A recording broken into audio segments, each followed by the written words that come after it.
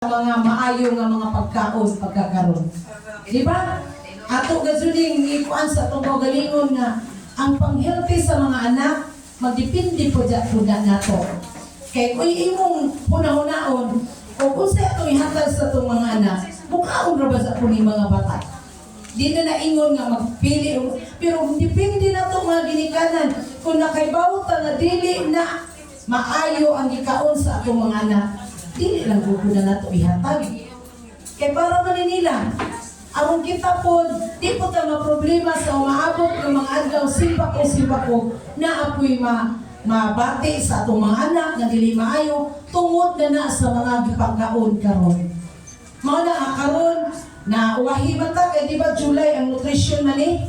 Ay apil na lang gihapon eh, ang mga pagkaon, nga mga maayo, nga angay dapat na ito ipakaon sa atong mga anak. Manabalik ko na ko, ang inyong suporta mga ginikanan mga inahan. Labi na ako'y bako na po nga umaabot pa nga mga bata, kaya na pa may buntes. Napagindagan sa matres. Diba? Pero ako niagin ko kupat ka anak ko ang kaslaingan ni sa una. Ano yan eh? Diba?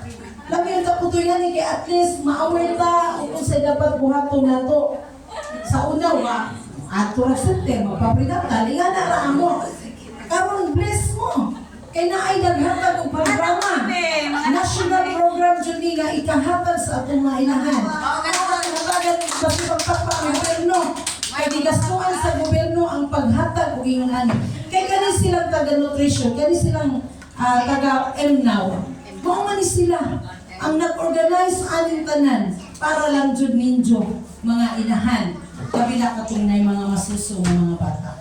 Muna nga, balik ko na po, salamat sa inyong suporta. Salamat po sa mga suporta sa atong naasa pang gobyerno. Kaya wak pa po sila, wak po tayo mahimo ingon anin. Diba? Hinautunta sa sunod mga katuigan.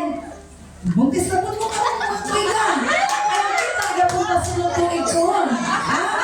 Kita ka rin mga nawa. Last year, murag, kakuan po ko. Diba iba? Di po ka last year, diba? Diba ka? Unaan pa. Kaya mintras kaya pa na apay ikabugahan na. Oo. Kaya na no, uwa na, di na mapuna. Uwa na eh. Ako, upatong anak. Gisig-gisig, diretso upat. Karoon na nang ikahatag. Kaya wala na may matres. Diba? Nga, uwa lang tuwa pa tayo na kuhaan ng matres. Sayang. No? Kaya karoon, mintras muduga pa, halabirahan pa, magkipalingalawan. Kani, na. Kay, di man tayo ingon nga watay kabuhi. Ano man nabuhi man ang uban nga niya, pinakabong bata. Dipindi na nato mga ginikanan. Sa pagpaninga mo, dili lang po nato pabayaan atong mga anak. Kaya di man na pwede po kay kontra na po nato gobyerno o atong pabayaan atong mga anak. Bahala daghan, maningkamutang, kung makapakaon ta sa itong mga anak, importante, makapa-eskwela.